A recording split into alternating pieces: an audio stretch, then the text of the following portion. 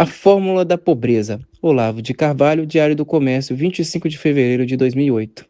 Em 2003, o Brasil ocupava o 58º lugar no Índice de Liberdade Econômica da Heritage Foundation. Em 2008, está em 101º lugar. A relação direta entre liberdade econômica e prosperidade é a coisa mais evidente do mundo. Se alguém tem dúvidas, basta conferir os primeiros e os últimos 10 colocados da lista da Heritage. De um lado, Hong Kong, Singapura, Irlanda, Austrália, Estados Unidos, Nova Zelândia, Canadá, Chile, Suíça e Reino Unido. Na outra ponta, Coreia do Norte, Cuba, Zimbábue, Líbia, Burma, Turcomenistão, Irã, Belarus, Bangladesh e Venezuela. E estamos muito mais perto destes do que daqueles, pois a escala vai de 1 a 157 e temos a honra temível de estar no último terço da lista. Acima de nós ficam ainda o Japão, a Áustria, a Dinamarca, a Alemanha, a Holanda, Taiwan e a Espanha. Abaixo, a Bolívia, Angola, o Vietnã, a Nigéria e Ruanda. Só agora entendo a famosa opção preferencial pela pobreza, slogan do falecido Dom Helder Câmara, que se tornou o emblema mundial da bondade esquerdista. Ela não significa ajudar os pobres, significa simplesmente ficar pobre. O índice da Heritage mostra com clareza máxima: a gestão Lula está estrangulando o capitalismo brasileiro, ao mesmo tempo que aposta nele para financiar os seus programas sociais e garantir a boa imagem do governo entre os investidores internacionais. Enquanto isso, ainda há nos círculos liberais quem jure que a opção socialista do partido governante é só jogo de cena para acalmar os radicais, que no fundo Lula aderiu de coração à economia de mercado. É claro que nem Lula nem ninguém no PT é socialista ao ponto de acreditar na supressão completa da propriedade privada dos meios de produção. Há muito a esquerda mundial já desistiu dessa ideia, uma das mais idiotas que já passaram por uma cabeça humana. O que a esquerda quer agora é o controle indireto da economia, através de impostos e regulações restritivas, e mesmo assim só o suficiente para garantir o principal: o domínio sobre a mentalidade pública, a ditadura da engenharia psicológica. Mas o governo brasileiro já ultrapassou esse mínimo.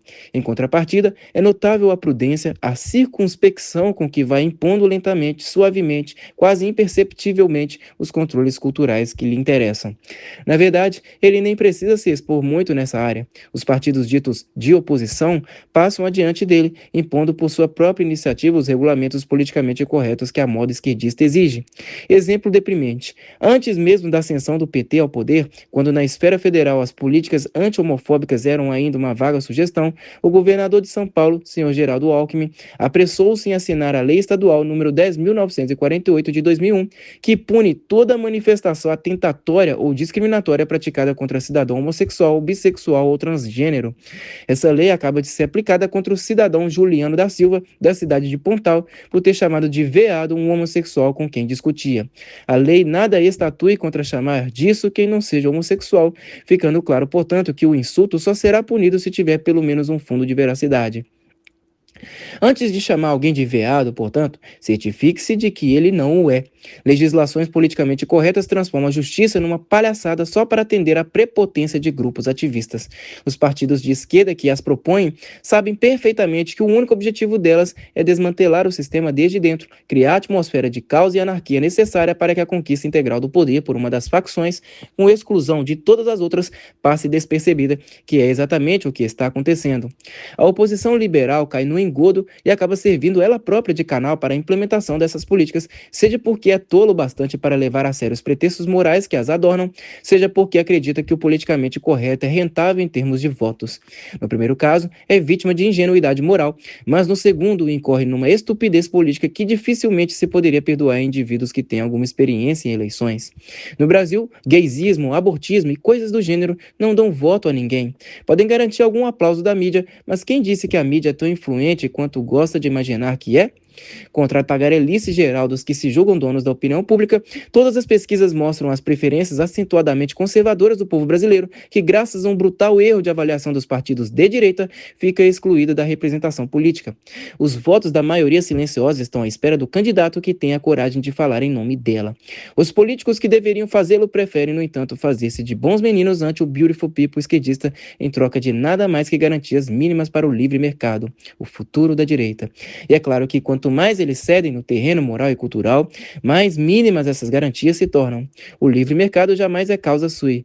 Ele depende de condições culturais, morais e psicológicas que, uma vez anuladas em prol de politicamente correto, dão a um governo de esquerda todos os meios de colocar o capitalismo aos joelhos sem que os próprios capitalistas ousem reclamar ou mesmo perceber o que está acontecendo.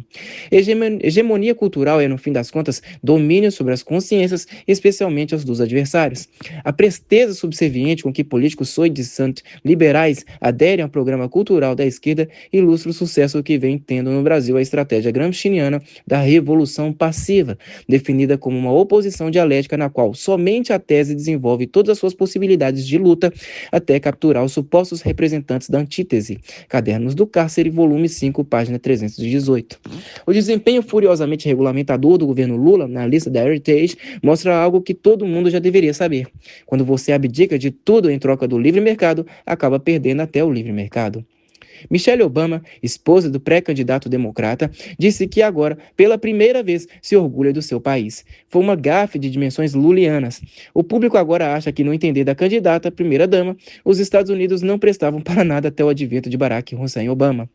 A coisa fica pior ainda porque, se alguém não tem motivos para se queixar da sociedade americana, é a senhora Obama. Ela subiu muito na vida como parte da elite privilegiada que teve acesso a Princeton e Harvard na onda das cotas, passando por cima de candidatos mais qualificados.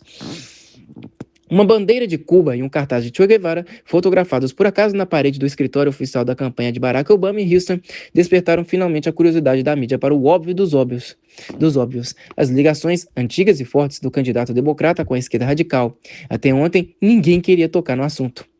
O namoro da imprensa esquerdista chique com John McCain acabou. Serviu só para evitar que os republicanos escolhessem um candidato genuinamente conservador que ganha as eleições sem grande dificuldade. Afastado o perigo, os encantos do velho guerreiro se diluíram da noite para o dia. De repente, a tendência a repentinos ataques de fúria, a mais notória falha de caráter de McCain, esquecida durante meses, voltou à pauta. Não se fala de outra coisa. A boa notícia para McCain é que Michael Savage, o terceiro radialista mais ouvido do país, aderiu à campanha dele. Não dá para compensar a birra que o primeiro dos primeirões, Rush Limbaugh, tem com o candidato republicano, mas que ajuda.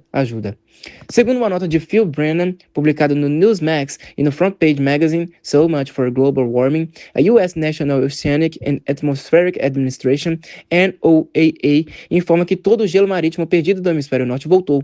Os níveis que tinham baixado de 5 milhões de milhas quadradas para 1,5 milhão de janeiro de 2007 a outubro do mesmo ano já são quase os mesmos de antes. E na Antártida, a camada de gelo cresceu 1/3 acima do seu nível normal. Isso deve esfriar um bocado o entusiasmo e aquecimentista da própria NOAA, senão também o do Sr. Al Gore, em 25 de fevereiro de 2008.